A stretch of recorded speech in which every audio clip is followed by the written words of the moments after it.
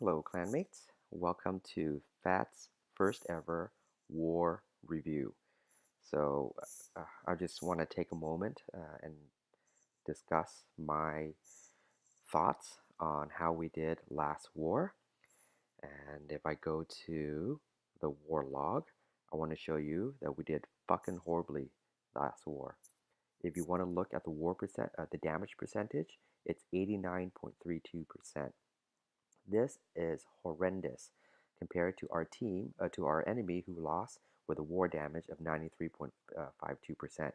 If we scroll down through our war log quickly, the last time we went under 90% overall damage was back in 38 days ago. So about a month and a half ago, we went below 90% and we lost that war to 3-star Mafia. Otherwise, normally we're a very good clan, and roughly looking at these numbers, we average 94, 95% damage per war, and that's where I'd like to see that at. Why so low? Well, let's hit the details. If we check quickly at our enemy, we look at the top basis, and you can see 66%, 53%, 60%. These are very, very low numbers. And then finally, we come down to a couple of 100 or 100% or 3-star attacks. Pointing out that number 4 was done by Lee, 5 done by me, and 6, 7, 8, 9, 10 are all Town Hall 9 that have only been 2-starred. And if you look closely, some of these are 2-starred by Town Hall 8s. So this was a very poor war for our top players, especially the Town Hall 9s, who we couldn't 3-star for the life of us, and that most likely caused us to lose. Even though technically we only won because the other clan couldn't utilize all of their attacks. Otherwise, we would have lost this war. It's a accumulation of things, I understand, but one big factor that came out of this was that we didn't use our attacks early enough. Blaze came in last minute there to pull in a star on a very sloppy attack, but he pulled it through. So if we can get our Town Hall 8s and our low Town Hall 9s and our new guys to use their attacks early, that will give room for our top players to use their attacks properly to get the stars that we needed to secure a big win. So some of the highlights in this one would be if we look at, if we look at Zeus. Zeus had a very good war. I believe he did 14 and another number, but 14 was a really good one. So let's jump right into his replay. And he's doing a massive bulk attack on a low Town Hall 9, or on a Town Hall 8, but he's a low Town Hall 9. I like the fact that he's using a Quake. The Quake, instead of just wall breaking through, seems to open it up nicely, especially for that massive bulk, to go right through the middle. What I really like about his attack is his funneling ability. See how he cracked that wall open and he threw his troops right in?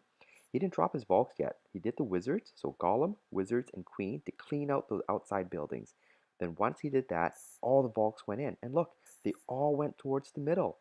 None of them strayed to the outside. Raged them to hurry them the fuck up and get right deep into the core. Sure, there were a few Volks that ventured off to the right side that went for a nice long walk, but the mass of the troop went into the middle, led by the Golem. A great heal there to sustain the wizards a little bit longer, while the Queen just cleaned up the left side, the Volks cleaned up the right side, and they all met in the middle for one happy dance. So I'm just going to fast forward this to show you how well that cleaned up. So well that he didn't even need to rage his heroes or use that extra heal spell. So fantastic attack, Zeus. Keep it up. Next time I'd like to see you do that on a Town Hall 9. The next highlight I'd like to show you is my attack. And I'm not tooting my own horn or anything. It is the only Town Hall 9 that did a 3-star attack. So I'm using a mixture of Valk and back end hogs in this one. In a compartmentalized base, you want to open it up as best as you can with a Quake spell. So that's the one spell there that I dropped that took 1, 2, 3, 4, 5, 6 compartments, and I opened it up right there. Always attack queen sides going into the CC. The CC will lure everybody in. And once again, the funneling is very important. One golem is all I had, so I had to drop my wizards very carefully to open up that end. No extra buildings on the side. When I drop my heroes, I notice they target that little building in the middle, so all the Valks go right in right away. Had a baby dragon and a witch, which are a deadly combination for defending in the CC, but no match when you deploy properly and all your troops go in the middle. I didn't rage my king, but still, all the Valks went in the middle, which helped out a lot. Once the Valks got into the middle, and I said that a lot, then you deploy the hogs in the outside. If you watch carefully, I deployed my hogs surgically so that the double bombs didn't kill all of the hogs, and that heal was nicely done. Sometimes when you heal well enough, the little hogs, or sorry, the little Valks can come up behind and get the residual heal from that, and that's just an extra bonus and an extra healing that happens there. So it was a good utilization of that heal. I'm repeating myself a lot because I'm getting nervous. This is my first time doing this. As you can see, the hogs do die off a little bit, but because the this I guess the sequence of the attack was so well done that the Valks can just squeeze through and finish off. So the only thing left there is the queen pecking away at that storage container, and I love the fact here that she takes out that wizard tower before the Valks really get in there. Because if she didn't take out that wizard tower before the Valks got in there, I think the wizard tower would have done a lot of damage and taken out my Valks, and I would have lost that attack. But here we go. So let's just speed that up to clean up. No heroes left. Bunch of Valks. Couple of wizards. Still good enough to clean up that base. All right. So 2 good attacks out of the way. I want to point out some poor attacks, just as a mixture for this. And the first one I'd like to point out is Trox's attack. Let's see, who did you hit, Trox? The reason why I want to bring this up is on number 10, I believe, is because he did something that was very, very interesting. He brought, I'm going to pause this right here, he brought Quakes, but no wall breakers. So if you brought a Quake and you didn't bring any wall breakers, I would be in the mindset that you're going to break an outside wall. But he didn't do that. He quaked the outside wall. So he did. Let me jump over to his other attack. Number 9. So Trox doesn't use wall breakers. And that boggles my mind because I assumed to get through the wall easier than having your Valks bash at it is to use the wall breaker. So here he goes. He breaks the inside wall, or walls, slowly I might add. And let's see if he funnels well enough. I'm just going to speed you up a little bit here. So 1 golem, and he uses his Valks to funnel, but as you can see, he didn't do a good enough job. That's why he, a large percentage of his Valks went to the outside. He lost some damaging troops there, and some went into the core. But that just shows you the essentials of having to funnel properly and clearing those outside buildings. I mean, imagine all those Valks went in the middle. He could have 3-starred this base. Instead, it becomes a 2-star. And like you guys know, sometimes we can lose by 1 star. So I just wanted to point out that he confuses me when he broke the inside wall and didn't bring a wall breaker. So technically not a horrible attack, just not not conventional. Something else I'd like to point out is actually on Flippy's attack, one of the early attacks he did.